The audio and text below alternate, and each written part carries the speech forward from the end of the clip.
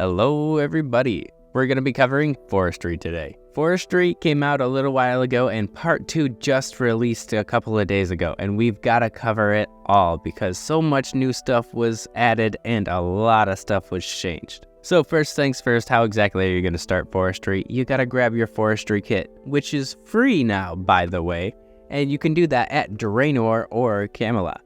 There's 3 chances that you have to enhance your Forestry kit. You're going to need a log brace and a log basket to be able to hold 28 more logs within your Forestry kit. There's also the clothes pouch, which you're able to add your Forestry or lumberjack outfit to the Forestry kit, increasing your experience while wearing anything else. Also, there's the cape pouch, which you're also able to store in your Forestry kit for that 10% bird's nest drop chance. And if you want to upgrade your Forestry kit all the way, you're going to need almost 20,000 anima. And I'm just going to call it anima for short because what we need is anima infused bark.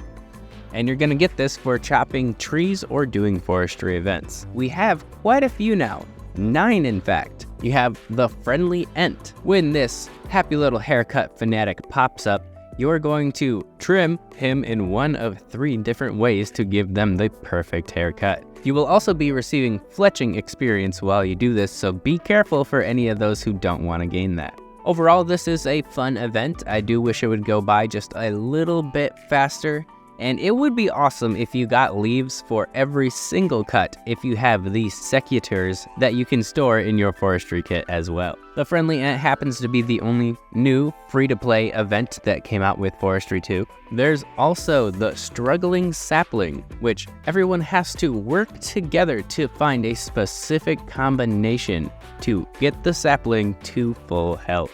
I truthfully believe Struggling Sapling is one of the best events because it almost forces team cooperation, and if you've got the woodcutting plugin, you're able to brute force it yourself too. But how the Struggling Sapling works is you're going to try one of these piles to build a mulch for the Struggling Sapling. The Struggling Sapling will tell you that it likes a specific combination of mulch depending on which pile you've gone to, and when you figure out the combination, which will probably be in the public chat, you're able to rake in large amounts of anima-infused bark. The next best of these events is going to be the Rising Roots. 2 events I know that have already been in the game, but if you haven't noticed, these are actually the only events that don't require you to have an item, being the Friendly Ent, the Struggling Sapling, and the Rising Roots. The Rising Roots are always going to be MVP whenever you see them. You'll even see people in the public chat yelling, "Roots!" And no, they don't just like the TV show. It's the most simple event you can have. Just chop the green root and you get about 6 or 7 anima per chop. You're truly able to rake in loads of anima-infused bark. We're probably going to end up with about 200 every time the Rising Roots come around. I almost forgot to mention, the Leprechaun got a massive upgrade as well. You're still able to do all that special banking stuff with him, especially if you got the charm. He works just like a deposit box. But if you stand in his rainbow, you get an extra 200 experience boost per log. We're not exactly sure how long this charm lasts, but the more rainbows that you stand in, the longer you're able to make it last. The newest of the events added into Forestry Part 2. I like to call it the Beehive Builder, and you're going to need a smoke canister to be able to activate this event.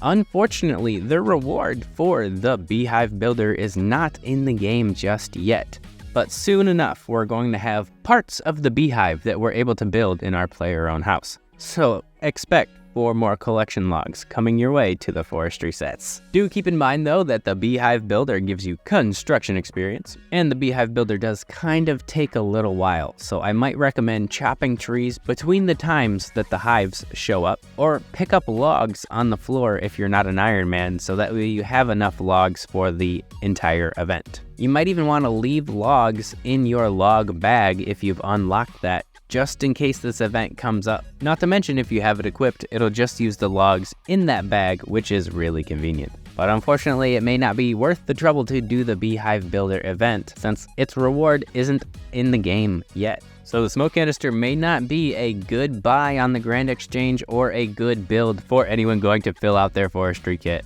Pheasants, on the other hand, you want a padded spoon. The Pheasant Random event features the Freaky Forester, and the Freaky Forester is back with a whole bunch of pheasants. There's going to be 4 nests, and one of those nests are open, and we're gonna need to steal an egg from these pheasants and give it to the Freaky Forester.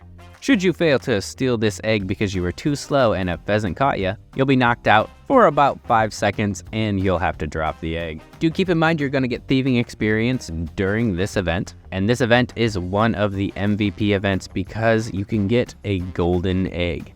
A golden egg has a random chance to show up during one of your successful egg steals, and this golden egg allows you to transform your beaver into a pheasant, just like the Freaky Forester has of his own. Finally being able to complete the Freaky Forester cosplay we've all been waiting for. But if you don't care about cosmetics like that because you don't have a pet, make sure to keep the padded spoon with you because you're going to ensure that you get a feather for every single egg that you turn in, making the pheasant outfit so much easier to make. And I really believe you only need about 60 feathers to make the entire outfit, and that's only about an hour or 2 of grinding. So have at it, everybody. The next event that we're going to be looking at is the Poachers, and you're going to need a trap disarmer to trigger this event. Do keep in mind you're going to get hunter experience for this, and it's another one of those MVP events because should you make the fox happy by destroying all of the traps, you have a chance at getting a fox whistle and turning your beaver into a fox, which is just an absolutely amazing transmog. There's also the Dryad Ritual, which, believe it or not, gives you a necklace collection log slot.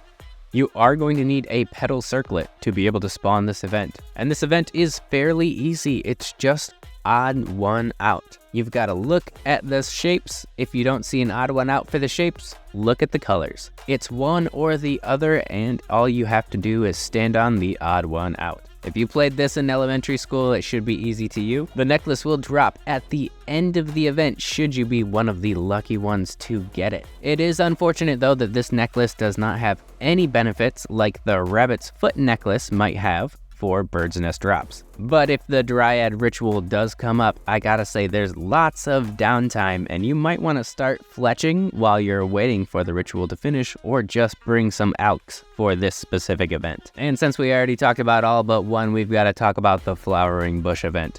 They've really upgraded this one to make it a little bit better. You need to be on a stick to be able to activate this event, and the flowers are color coordinated. Unfortunately, while you're pairing them up for pollination, they are not color coordinated, so it doesn't necessarily help you very much. If you didn't have a plugin, this would still have the same problem as the initial release for the Flowering Bush, but at the very least, they've severely buffed the amount of seeds that drop from it. I still don't understand why anyone would want strange fruit from it, but hey, there's more of those now too. A couple of fun facts about these events that you might not know: that each event has a dialogue. If you end up talking to the event host, like the Freaky Forester or the Dryad, and if you don't have the specific item to activate those events, you can still participate in them, but you're only gonna get about half of the anima that everyone who has the items would get. I'm not 100% sure, but I do believe for events, the top amount of anima that you can receive is 256 for endgame rewards. But if anyone's got any record of anything bigger than that, please leave it down below. The best of the update has got to be two-handed axes. It's 10,000 anima to get yourself a two-handed axe handle, and it consumes a ration every time that you get a log, which is actually a change to the initial blog post if you guys didn't know. Once you make a two-handed axe with whatever axe head you would like, it's not reversible, so make sure that this is a 10,000 anima purchase that you're willing to spend. But when you get this axe, it works the exact same as a normal axe, speed and all, but supplied with forester rations, you have a chance to not get a log, but receive an increased amount of experience for it. And I cannot wait to see somebody come up with a 2 or 3 tick method for these. Rations have changed quite a bit though from their initial introduction to forestry. The different leaf tiers now improve the amount of rations that you would be able to produce, as well as fish having a massive advantage over just plain meat. If you were going to use tuna, you would get ×1 to whatever leaf you would use. But if you were going to use your swordfish, it's ×2. If you were going to use shark, it's ×3. And I'm just using those examples as the most likely fish that might be a forester ration. I might not use my sharks for the rations, but the swordfish I have way too many of, and that's the easiest way to grind out the 99 fishing. So I think a lot of swordfish are gonna be rations very soon. The sawmill voucher is an amazing addition. You get 10 sawmill vouchers with 150 anima, and it works to double the planks that you make at a sawmill, which, believe it or not, also works with the plank make spell, truthfully making construction so much better and cost efficient. The Twitcher's gloves also happen to be a new clothing item you're able to pick up, but these have charges. It's 250 anima for 250 charges, and they give you a 10% chance to get bird's nest drops. And the coolest thing about these gloves, you can change what type of bird's nests you would like to receive the most. I would say it probably just changes the weighting of it. It does not prevent you from getting the other bird's nests. But when you buy these gloves, please make sure to change it from jewelry nests because that's its default. Also, buy multiple Twitcher's gloves at once. They just combine into the exact same pair of gloves. So you could truly have a pair of Twitcher's gloves that has 10,000 charges stacked right up on it. Another update straight from RuneScape 3 is bonfires. Nope, campfires. These campfires give you the opportunity to just dump an entire load of logs into a fire for a diminished experience rate. You can also rest at these fires to increase your run energy. Unfortunately, there are no passive boosts when it comes to these bonfires. And I have to say, if you make a campfire and you don't make it a special color, you're lame. Last on the list, I'm gonna say ritual mulch is just absolutely useless. It's useless for profit. It has a very limited use for Iron Men, and it costs a useful herb just to make it, which Iron Men really don't want to do. So I would say just skip over ritual mulch entirely unless you really needed to grind out one specific log for something, or you've already worked out this money hack in your head and I don't know what I'm talking about. I do want to remind people that you can get the lumberjack outfit from doing forestry. It's only 5,000 anima, and upgrading the lumberjack outfit to the forestry outfit only costs another 5,000 anima. Might as well get those while you're on the grind to unlocking everything else in green logging forestry. I will say though, for the collection loggers out there, the collection log is not retroactive, so if you've had a log brace before, make sure you get a log brace again. As well as the collection log hunters, make sure to use the Forestry CC plugin and join the Forestry clan chat. You're gonna have so much better opportunities when everyone's calling out the forestry events, so you can maximize your points and rewards that you're looking for. I will say though, the woodcutting plugin and entity hider plugin are absolutely necessary. And if you were gonna do this for a profit, I'm not sure there's gonna be too many opportunities now that Forestry 2 is already out, but just pick up what everyone is dropping on the floor. I'm certain you're gonna make a profit from that. Even if it's not the biggest profit in the world, it's still a net positive. I do wanna say though, my final thoughts for forestry.